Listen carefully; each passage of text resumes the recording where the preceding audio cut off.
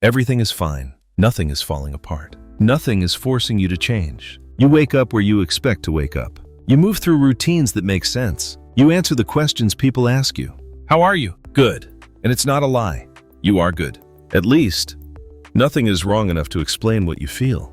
There is no crisis, no visible pain, no clear reason to leave your life behind. And that's what makes it dangerous. Because pain creates urgency. Pain forces decisions. Pain interrupts patterns. But fine does none of that. Fine allows everything to continue. You keep showing up, keep responding, keep existing inside a life that never asks if you are still inside it. From the outside, it looks stable, predictable, safe. You are not suffering. You are not desperate. You are not broken. You are functioning exactly the way you are supposed to. And functioning hides everything. It hides the silence that follows you when nothing is distracting you. It hides the distance between where you are and where you thought you would feel alive. It hides the quiet realization that nothing in your life feels wrong. But nothing feels fully yours either. You tell yourself this is what peace looks like. This is what maturity feels like. This is what happens when life settles. But this doesn't feel like peace. Peace feels present. This feels neutral, flat, untouched. You begin to notice how easy it is to continue like this. How nothing inside you resists it. How nothing inside you demands more. And that's when the question appears. Not loudly, quietly. If everything is fine, why does it feel like something in you stopped moving? Because the most dangerous place to lose yourself is not in chaos. It's in a life that never gives you a reason to leave. Everything is fine, and you are still here. But something inside you isn't. You kept waiting for something to be wrong, not because you wanted pain. Because pain would have explained this feeling. Pain would have given you permission to question everything. Permission to stop. Permission to admit that something wasn't working. But nothing broke. Nothing collapsed. Nothing forced you to look closer. Your life remained intact. Your routines remained stable. Your identity remained recognizable. And so you stayed. You told yourself this was what people spend their lives trying to achieve. Stability, security, a life without chaos, a life without constant struggle. You reached it, and yet something inside you never arrived. You began to notice how predictable everything felt. Not safe, predictable. You knew what tomorrow would look like. You knew how your conversations would go. You knew how you would respond before the moment even happened. Because nothing surprised you anymore. Nothing interrupted the pattern. And patterns are powerful. Patterns don't ask if you are fulfilled. Patterns only ask if you are consistent. So you stayed consistent. You kept living a life that worked. A life that made sense. A life that never hurt you enough to escape, but never touched you enough to keep you fully there. And slowly, without realizing it, you stopped checking if you still belonged inside it. You stopped asking yourself if this was what you wanted, because nothing inside you protested. Nothing inside you demanded something different. Comfort became your environment, and comfort is quiet. It doesn't warn you when it replaces something essential. It doesn't tell you when you start disappearing inside it. It simply lets everything continue. Until one day you notice something unsettling. You didn't stay because you loved your life. You stayed because it was fine. And fine never asked you to be fully alive. At first, fine feels like relief. Relief from chaos. Relief from uncertainty. Relief from the emotional extremes that once made your life feel unpredictable. You remember what it was like before, when everything felt unstable, when your emotions moved faster than your ability to understand them, when you didn't know where you were going, when you didn't know who you would become. Back then, you wanted stability. You wanted peace. You wanted something that didn't constantly threaten to fall apart. And eventually you found it, or something close enough. Your life became structured, reliable, manageable. You stopped waking up with dread. You stopped going to sleep with unanswered questions. You built something that worked, and worked became the goal. Not meaningful, not alive, worked. You began to measure your life by its functionality. Does it make sense? Does it remain stable? Does it continue without disruption? And it did. Every day it continued. Every day it remained intact. Every day it proved that nothing was wrong. And that proof became your reassurance. You told yourself this was success. This was maturity. This was what it meant to grow up. To stop chasing emotional highs. To stop expecting too much. To stop needing your life to feel extraordinary. You accepted the ordinary. You accepted the predictable. You accepted the fine, because fine was safe. Fine didn't threaten you. Fine didn't expose you. Fine didn't require you to risk losing everything you had built. And slowly fine became permanent, not as a decision, as a default. You stopped imagining other versions of your life. You stopped asking yourself difficult questions. You stopped checking if you were still present inside the person you had become. Because presence wasn't required for continuation, only participation. And participation became automatic. You woke up. You responded. You fulfilled your responsibilities. You maintained your relationships. You kept everything moving. And movement creates the illusion of aliveness. But movement is not the same as presence. Movement can happen without you. And that's what began to happen. Your life continued, but your connection to it weakened. Not dramatically, gradually. So gradually, you never noticed the moment it began. You began to feel slightly behind your own experiences. Not absent, just distant. You would finish a day and realize nothing stayed with you. Nothing followed you home. Nothing lingered in your thoughts. It was complete the moment it ended. You began to notice how little affected you, how little surprised you, how little moved you. You weren't unhappy. You weren't suffering. You were fine. And fine removed urgency. Fine removed friction. Fine removed the emotional signals that tell you something needs to change. Pain demands attention. Pain demands action. Fine demands nothing. Fine allows everything to continue exactly as it is. And continuation hides everything. Because nothing interrupts it. Nothing forces reflection. Nothing forces awareness. You begin to realize that your life never trapped you. It never forced you to stay. It never took anything from you. It simply gave you no reason to leave, no reason to question, no reason to interrupt the pattern. And patterns become invisible when they last long enough. They become identity. You begin to believe this is who you are. Someone stable, someone calm, someone unaffected. And unaffected feels like strength until you notice what it replaced. You stopped feeling the intensity of your own existence. You stopped feeling the urgency to become something more. You stopped feeling the tension between who you are and who you could be. Because tension creates movement, and fine removes tension. Fine convinces you there is nowhere else to go, nothing else to find, nothing else to become. And without tension, growth stops, not visibly, internally. You continue aging, continue progressing, continue existing. But something inside you stops expanding, stops reaching, stops searching. You begin to realize how long it has been since you felt fully inside a moment, not observing it, inside it, not maintaining your life, living it. You realize you stopped asking yourself what you wanted, because wanting creates disruption. Wanting creates risk. Wanting threatens stability. So you replaced wanting with accepting. Accepting what exists. Accepting what works. Accepting what is fine. And acceptance became your protection. Protection from disappointment. Protection from failure. Protection from uncertainty. But protection also created distance. Distance between you and your own life. Distance between you and your own potential. Distance between you and yourself. You didn't lose yourself in chaos. You lost yourself in comfort. Comfort didn't demand your presence. Comfort only demanded your continuation. And continuation became automatic. You stopped choosing your life. You started maintaining it. Maintaining the structure. Maintaining the identity. Maintaining the version of yourself that learned how to survive without needing more. And survival without growth becomes invisible. Because nothing breaks. Nothing collapses. Nothing warns you. Everything is fine. And fine became the quiet environment where something essential disappeared. Not your life. You. Not suddenly. Not violently. Quietly. Gradually. Completely unnoticed. Because nothing in your life was wrong enough to make you realize you were no longer fully there. Everything was fine. And fine was how you faded without resistance.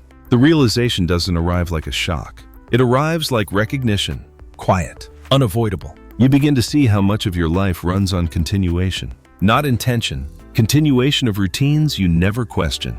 Continuation of decisions you made a long time ago. Continuation of a version of yourself that learned how to live without asking for more. Nothing forces you to examine it, because nothing hurts. Pain would have forced you to stop. Pain would have forced you to confront what wasn't working. But fine allows everything to remain untouched. And untouched things never reveal their truth. You begin to notice how little of your life feels chosen. Not because someone else chose it for you, because you never interrupted it long enough to choose differently.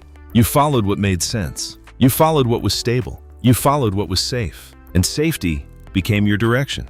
Not because it fulfilled you, because it protected you.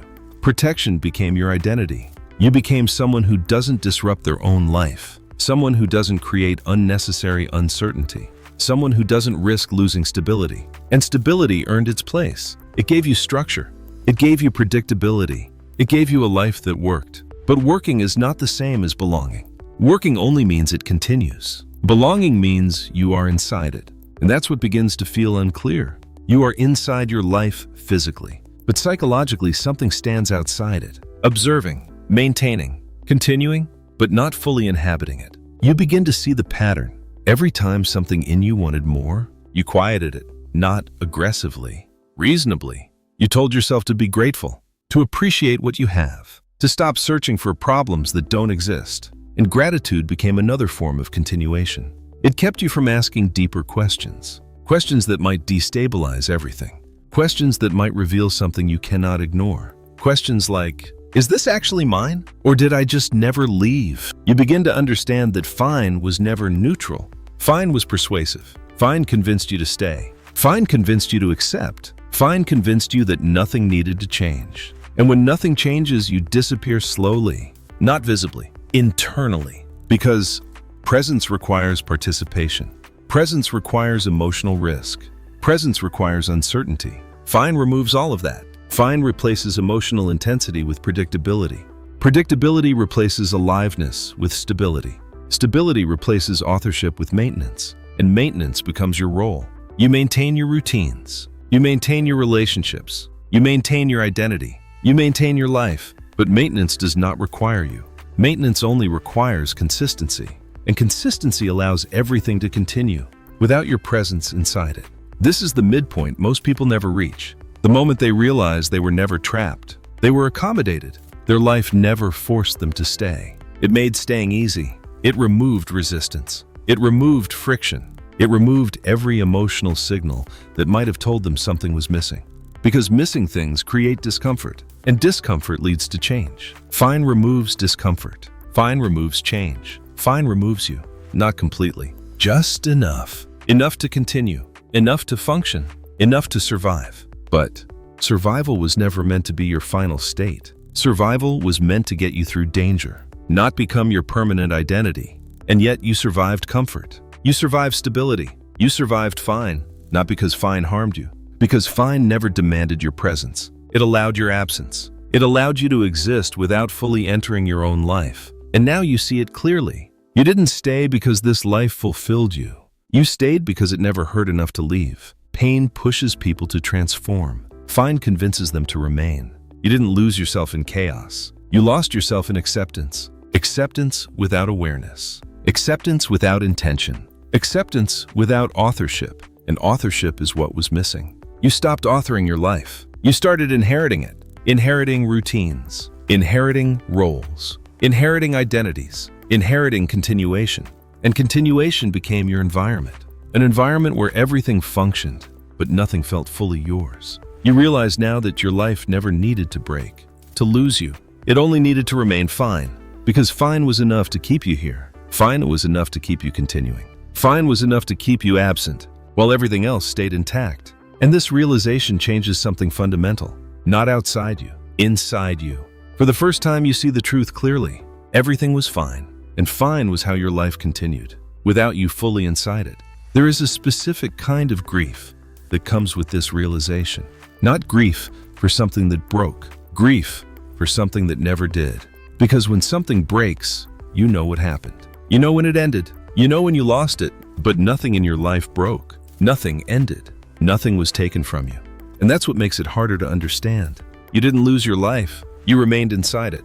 Every day, every decision, every continuation. You stayed, and yet, you weren't fully there. This is the grief of absence without loss. The grief of realizing you disappeared quietly, inside something that never harmed you. You begin to remember moments when something inside you tried to speak. Not loudly, subtly. Moments when you felt restless without reason. Moments when your routine felt heavier than usual. Moments when you asked yourself questions you didn't answer. Questions like, is this enough? Is this mine? Is this where I'm supposed to be? But those questions didn't last. They couldn't survive inside fine, because fine always had an answer. Fine told you to be grateful. Fine told you that nothing was wrong. Fine told you that wanting more was unnecessary. And slowly you stopped listening to the part of yourself that questioned anything. Not because it disappeared, because it became quiet. Because continuation was easier than interruption. Interruption creates uncertainty. Interruption creates instability. Interruption risks everything you've built. Fine protected you from that risk. Fine protected your structure. Fine protected your identity. Fine protected your survival. But protection always comes with a trade. It protects you from pain. It also protects you from aliveness. You begin to understand that nothing in your life was designed to bring you back to yourself, because nothing needed to. Your life functioned without your presence. Your responsibilities were fulfilled. Your relationships remained intact. Your identity remained consistent. Everything continued successfully, without requiring you to feel fully inside it. And that realization creates something difficult to face. You were never forced to disappear. You agreed to it, not consciously, gradually. You agreed every time you chose comfort over curiosity. Every time you chose stability over uncertainty. Every time you chose continuation over authorship. Not because you were weak, because comfort never gave you a reason to choose differently. Comfort never demanded your presence. Comfort only demanded your consistency.